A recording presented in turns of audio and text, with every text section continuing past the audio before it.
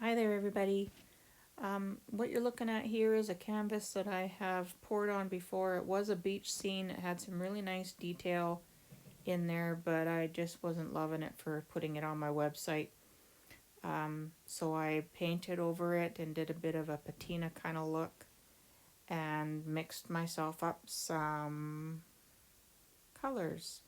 I'm using turquoise. There's a couple of different blue colors that are custom mixed. There's gold, copper, there's a custom brown, and I think there was burnt sienna in there. Um, and that's about it. I wanted to keep the painting on the turquoise side, and I think I put a little too much of the burnt sienna in, and it was a little too on the red side. And there's a blue in there that wasn't quite the shade that I wished it had um, been. So, in hindsight, next time it'll be more of the turquoise, copper, gold, and the custom brown. But anyway, going forward, I flipped this one cup, and I wanted to do one cup at a time, so I see how much space it takes up and what the design is kind of looking like. And no base coat because I'm trying to retain some of the patina looking background that I made. And so I just kind of experiment and play around and do some designing and then decide later what I want to do from there.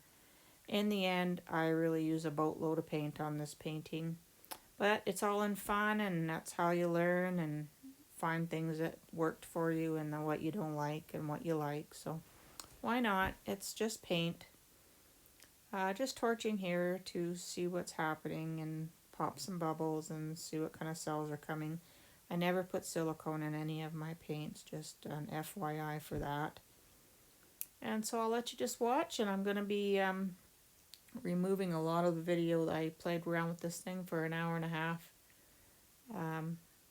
So I'll remove a lot of it and keep in each time I make something sort of new as far as the next each flip cup I'll keep in, and every time I sort of change things up I'll keep that too. But there's an awful lot of tilting and an awful lot of paint. But anyway, I'll let you watch and enjoy.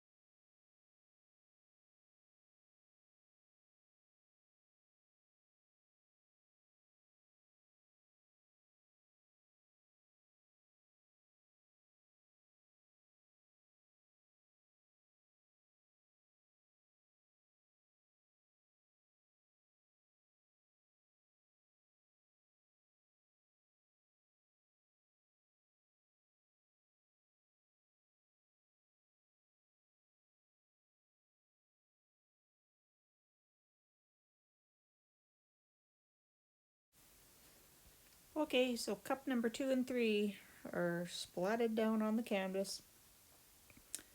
Not sure where I'm going to put number 4 at that point, so I just put it back aside. Adding a little more colors just to help it flow a little easier. Wasn't planning on doing that, but now I'm kind of think I'm going to have to. So, the colors on the canvas itself are beautiful. I'm not happy about the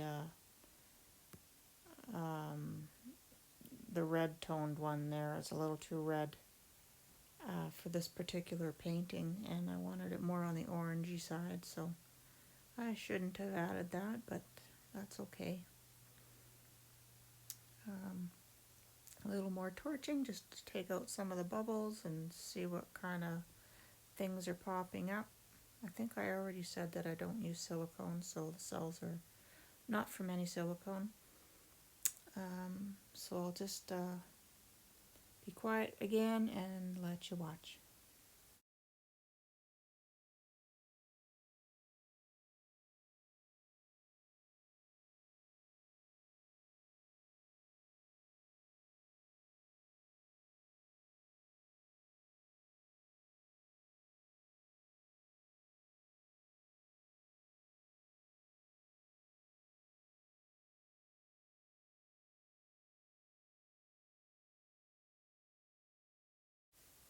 When I was trying to edit the video first before I started to do the movie sort of edit, I was trying to remove the outer edges of everything, like the rest of my table and all my palette knives and my spray bottle. I was trying to condense it, make it smaller, but it wouldn't let me today for some reason. So I'm sorry that the canvas is a little further away than I would like to have had it.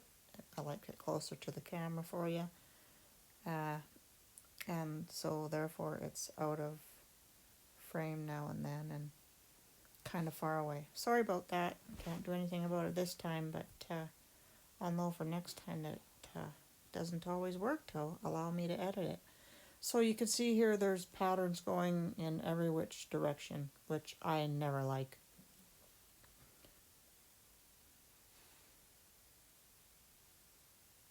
So I will be working more on that and trying to get a better composition going.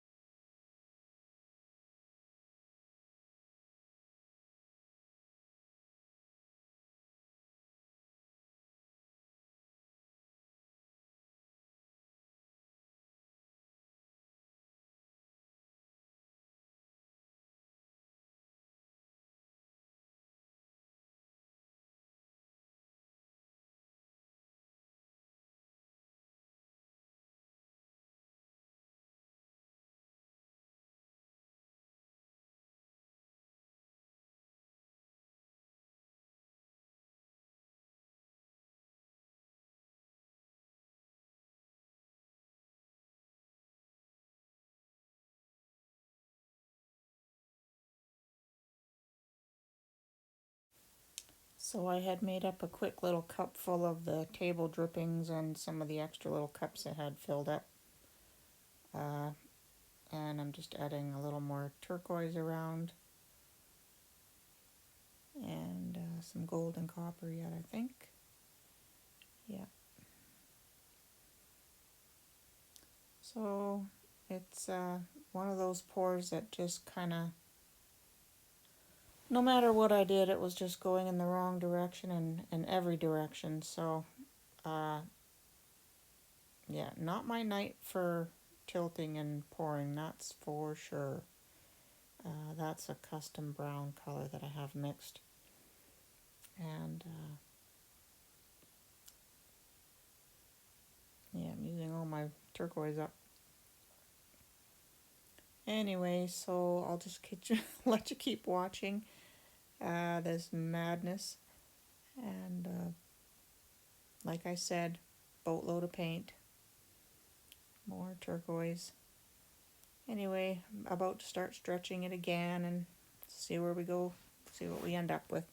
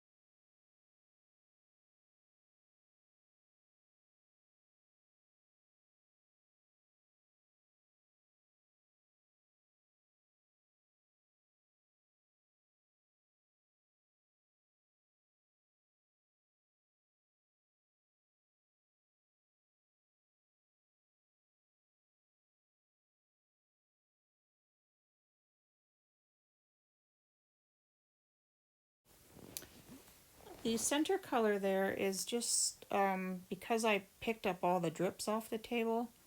It's kind of not muddy, but it's a bit on the gray side. But it's kind of a gray blue, sort of a lilac-y color, and it's quite pretty actually. So I'm not minding it.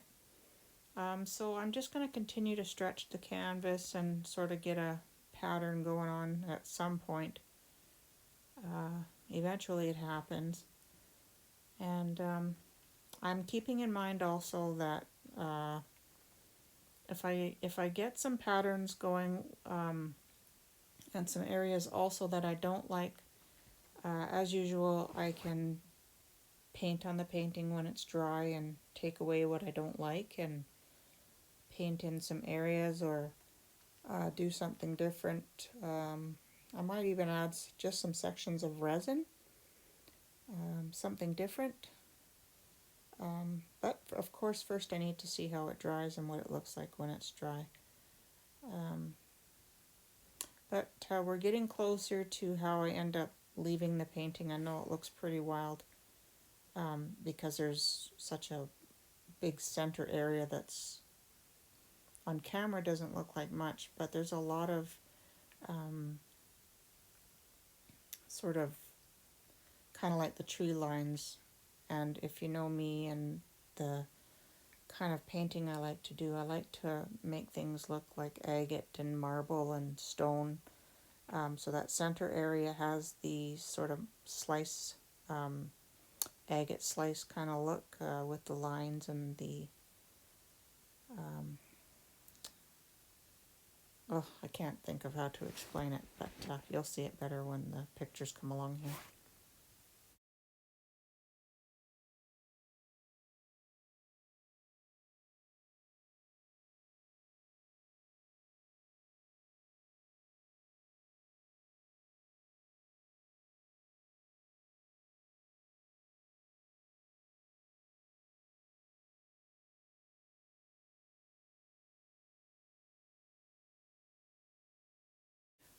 Alright, I just threw down that little bit of gold paint there because I want to make the right side a little bit balanced to the left side and have some bits of pattern there. So I'm just going to work on that for a while. I'm just adding in paint and taking some out and sort of swiping it through a little bit with my palette knife. And I drag down some of the black lines that are above to sort of mingle it sort of together. So I'll just let you keep watching.